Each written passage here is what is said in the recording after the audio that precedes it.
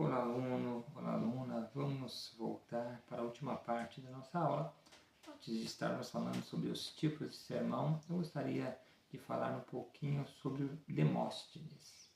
Quem foi Demóstenes? Demóstenes foi um homem grego que viveu no período interbíblico, na época dos filósofos, conhecido como o pai da oratória. O próprio Heródoto, o pai da história, ele reconhece o Demóstenes como o pai da oratória. Por que eu quero falar isso? Porque Demóstenes, ele era gago e ele se mexia muito. E ele, como gago, se mexia muito, mas tinha vontade de falar, tinha vontade de se expressar, ele começou a usar técnicas. Para parar de se mexer, começou a colocar flechas em volta do seu corpo, porque se ele fosse se mexer, ele se machucaria. Então ele criou um padrão para se mexer pouco, criou técnicas para praticar uma boa homilia. E ele era gago. Como ele era gago, ele começou a usar seixos na boca, pedras na boca e repetir uma palavra por diversas vezes, até aquela palavra sair com perfeição. Alguns historiadores vão falar que depois que ele começou a repetir por diversas vezes com seixos na boca, ele começou com 3 seixos, depois começou com 2, com 1, e começou a falar perfeitamente aquela palavra. Então ele fazia o seu sermão e falava contra o bramido do mar, para que ele pudesse ouvir a sua própria voz. E o Demóstenes, um homem gago e todo desajeitado, se tornou o pai da oratória. Agora vamos falar sobre os tipos de sermão. Neste momento apresentaremos alguns tipos de sermões que podem ser usados pelo pregador da palavra de Deus.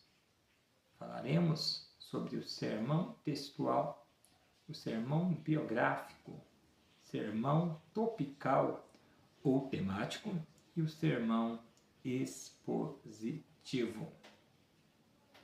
Vamos iniciar pelo sermão textual.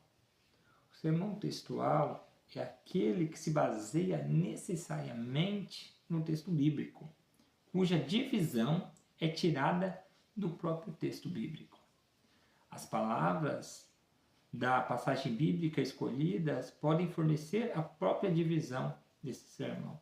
Nesse tipo de sermão, podemos selecionar alguns versículos, ou apenas um, ou até mesmo parte de um versículo, como texto para basear o meu sermão. Então, o sermão textual é aquele que eu vou usar o próprio texto bíblico para estar trazendo o meu sermão. Eu não vou usar vários textos, eu não vou usar um tema, mas vou usar parte de um texto, vou usar um versículo. O Senhor é o meu pastor.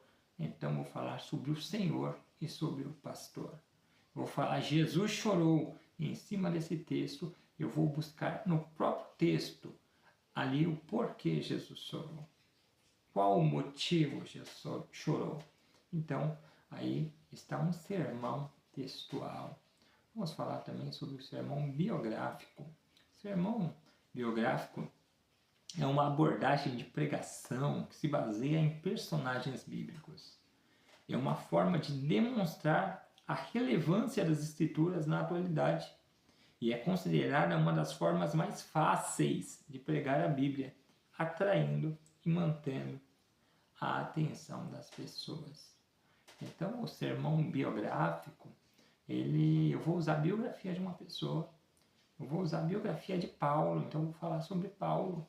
Eu posso andar em diversos lugares da Bíblia para falar sobre Paulo. Eu posso pegar todas as informações possíveis que Paulo tem na Bíblia e pregar sobre o Paulo. Um sermão biográfico. Posso falar sobre Jesus, sobre Pedro, sobre Davi, sobre Sansão. E o meu foco vai ser na pessoa desse personagem bíblico. Por isso que ele é biográfico.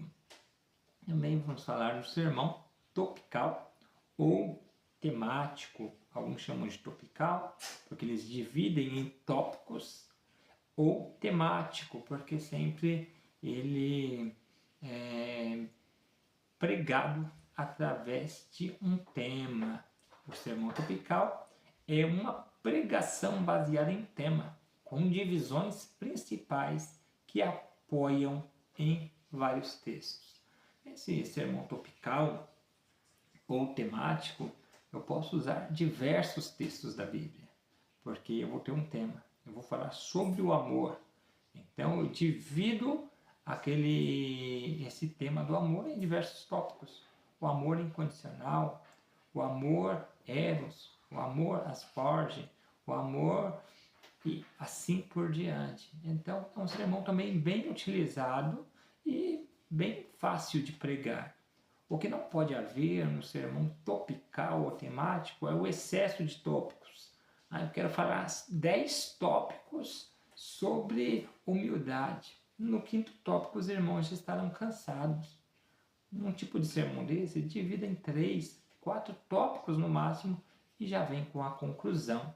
Assim você não cansará o seu público e você desdobra de maneira excelente, usando bastante textos bíblicos em cada um desses tópicos. E, por último, eu quero falar sobre o sermão expositivo.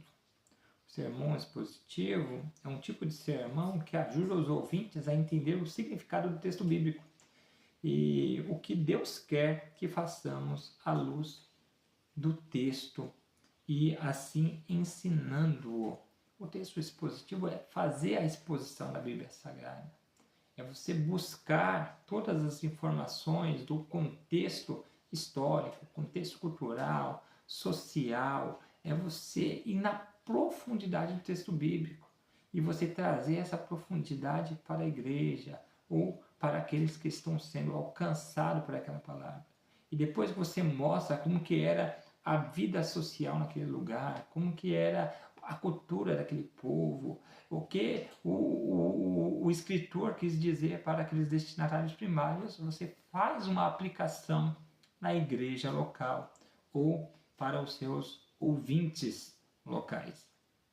Porque o que nós costumamos fazer no textual ou no temático é você ir pregando e já aplicando, pregando, aplicando.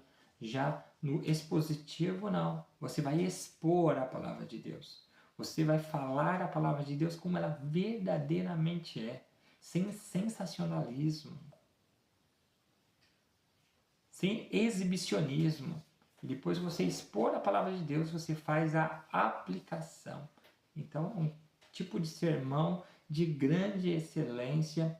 Poucos usam este sermão expositivo, mas tente fazer um sermão expositivo, mergulhe fundo e aplique a palavra de Deus.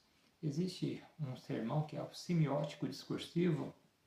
Ele é muito utilizado por acadêmicos, por pessoas intelectuais, e ele busca 5 dimensões na estrutura do contexto em que o texto foi escrito.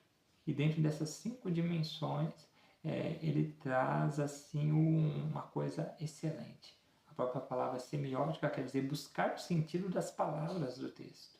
E assim a palavra ou esse sermão fica bem consistente. Mas isso daí fica para uma próxima oportunidade, para falarmos e para ensinarmos como realizar um sermão semiótico discursivo.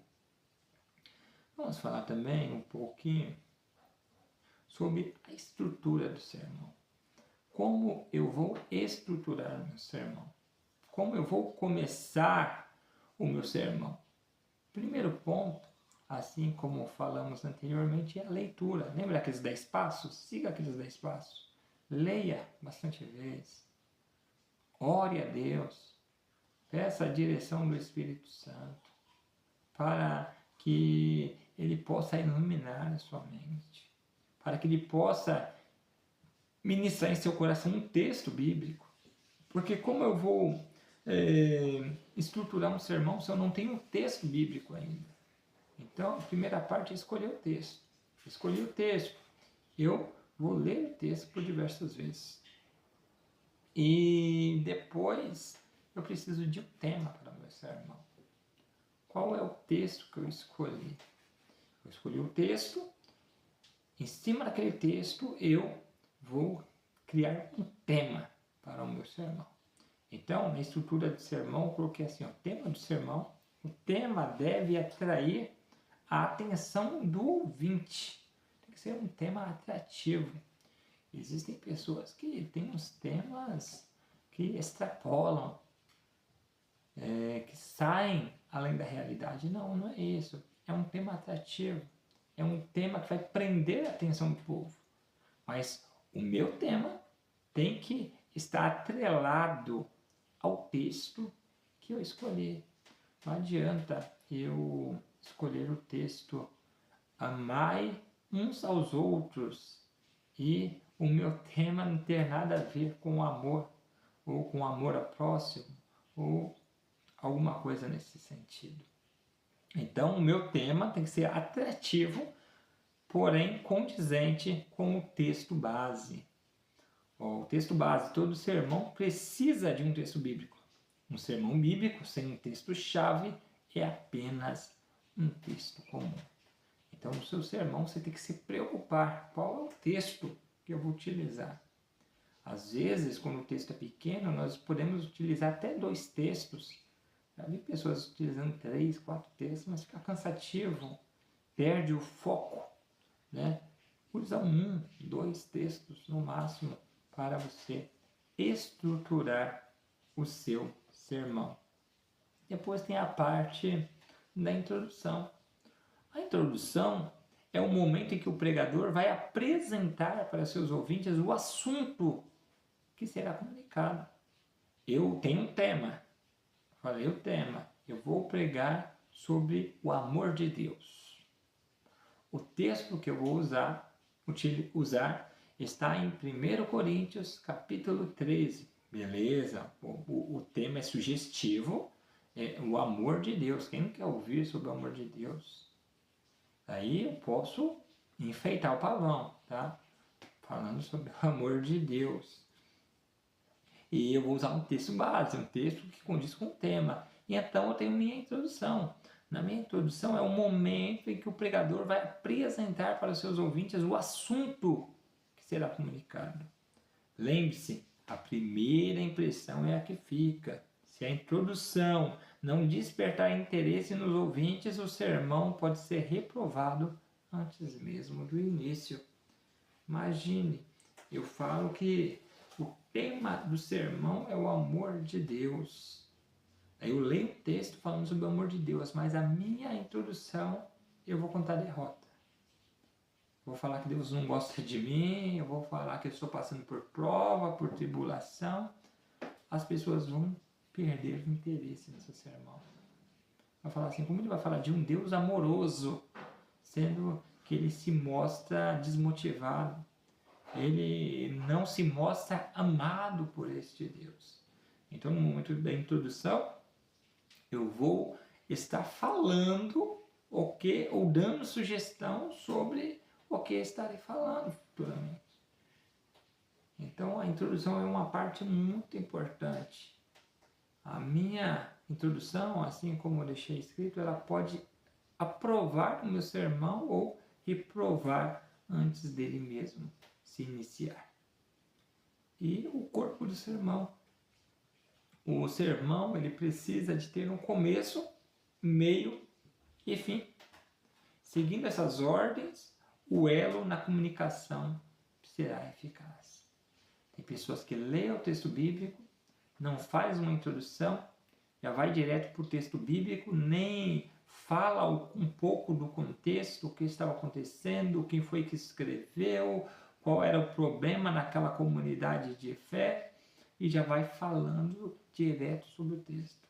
Já vai aplicando, porque Deus ele fala isso, porque Deus ele te fala aquilo, porque se você não fizer isso, já vai direto para a aplicação. A igreja nem sentiu um pouquinho do que é mastigar, degustar aquela palavra. E já vai recebendo sua cacetada em cima de cacetada. Não, isso aí está errado. O texto ele precisa dessa introdução. Lembrando, a introdução ela não pode passar de 5 minutos, no máximo 3 minutos de introdução.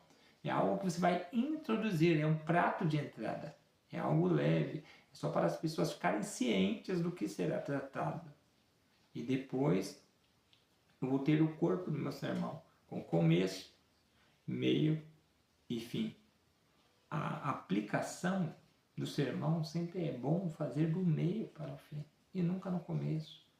No começo, na primeira parte do meu sermão, é bom eu falar sobre o contexto bíblico, o contexto histórico, o contexto social, o que estava acontecendo, o que levou Paulo a escrever aos irmãos de Coríntios, o capítulo 13. Falar da importância do amor, mesmo dentro de uma igreja em que há todos os dons ministeriais, em que há todos os dons espirituais, mas se não tiver amor, não havia importância. Podemos dar alguns exemplos da falta de amor, como o próprio texto da Santa Ceia, onde muitos comiam e outros passavam fome. Os que tinham dinheiro levavam comida que sobejavam e se embriagavam, enquanto os que não tinham passavam a necessidade dentro da mesa e no culto do amor. Podemos usar o próprio contexto bíblico para falar sobre a falta de amor. E por essa falta de amor que existia na igreja de Corinto, houve a necessidade de Paulo escrever sobre o amor.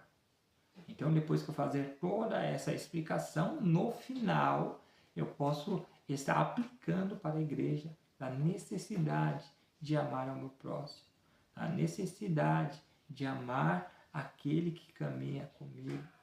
Posso usar textos auxiliares, como os 2 mandamentos que Cristo resumiu no Antigo Testamento, dando em 2: amarás ao Senhor teu Deus acima de todas as coisas e ao teu próximo como a ti mesmo. Então, podemos falar não só do amor que Deus tem para conosco, mas que se esse amor não estiver dentro de nós, não estiver dentro de nós não amamos o nosso próximo. Porque o ágape de Deus, o amor de Deus não está em nós. Então, você vê, um próprio texto, ele pode sugerir, ele pode seguir diversos caminhos, mas sempre com o começo, o meio e o fim. E esse fim, que é a conclusão do sermão, ela pode ser acompanhada de uma ilustração, aplicações da mensagem ou até mesmo um testemunho. Um testemunho é algo que Deus fez realmente na sua vida. Mas cuidado com o testemunho, porque muitas das vezes a pessoa traz uma palavra excelente e no final conta um testemunho.